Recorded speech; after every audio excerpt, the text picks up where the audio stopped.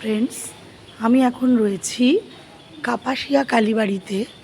কাপাসিয়া কালীবাড়ি মধ্যমগ্রামে নেমে আসতে হয়।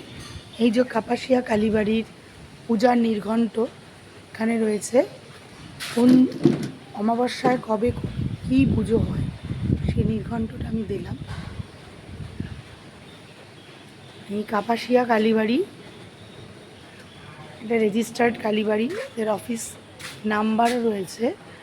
কাপাসিয়া কালীবাড়িটা হলো মধ্যমগ্রামে নেমে আসতে হয়।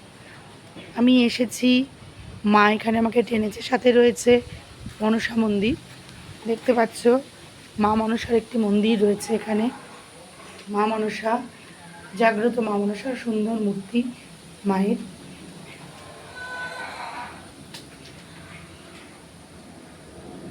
এই যে মা মনসার মন্দির, এটা সাথে রয়েছে এই যে মায়ের মেইন মন্দির। খুবই সুন্দর অঞ্চলটা।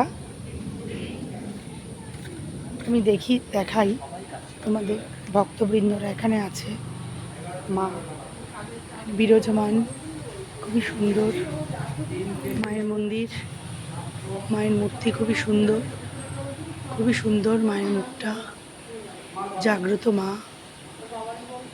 সবাই এখানে আসে ভক্তরা, যাদের মনোবাসনা পূরণ হয় তারা মাকে যে যা পারে দেয়।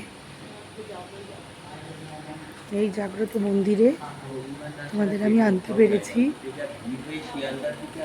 একটাই পুজো শুরু হয়। এখানে রয়েছে মহাদেব, দেবাদিদেব মহাদেব।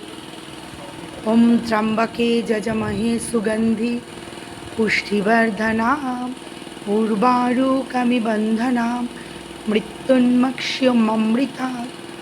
দেবাদিদেব মহাদেব বসে আছেন। মায়ের সাথে বাবার মন্দির সবসময় থাকে, মহাদেবের মন্দির।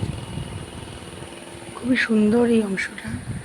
ওখানে যজ্ঞের জায়গা রয়েছে, যজ্ঞ হয় বিভিন্ন সময়। আমি তোমাদেরকে ঘুরে ঘুরে মায়ের মন্দিরটা দেখালাম। কাপাসিয়া কালীবাড়িতে বিভিন্ন বিবাহ হোম সহ বিভিন্ন কর্মাদি সম্পন্ন হয়। এখানে হোমের জন্য ব্যবস্থা করা আছে, দেখতে পাচ্ছ। খুবই সুন্দর মন্দিরটা, মন্দিরের অংশ। এখানে চারদিকটা নিরিবিলি পরিবেশ। এখানে রন্ধনের জন্য মায়ের ভোগ রান্না হচ্ছে। এখানে ভোগের ঘর এটা, এখান থেকেই মায়ের ভোগ হয়। বাইরে থেকে দেখাচ্ছে মায়ের ভোগ রান্না হচ্ছে। কিছু বলো একটু। কথা বলতে পারবে না কারণ মায়ের রান্নাতে কথা বলতে না, যদি রান্না করছে।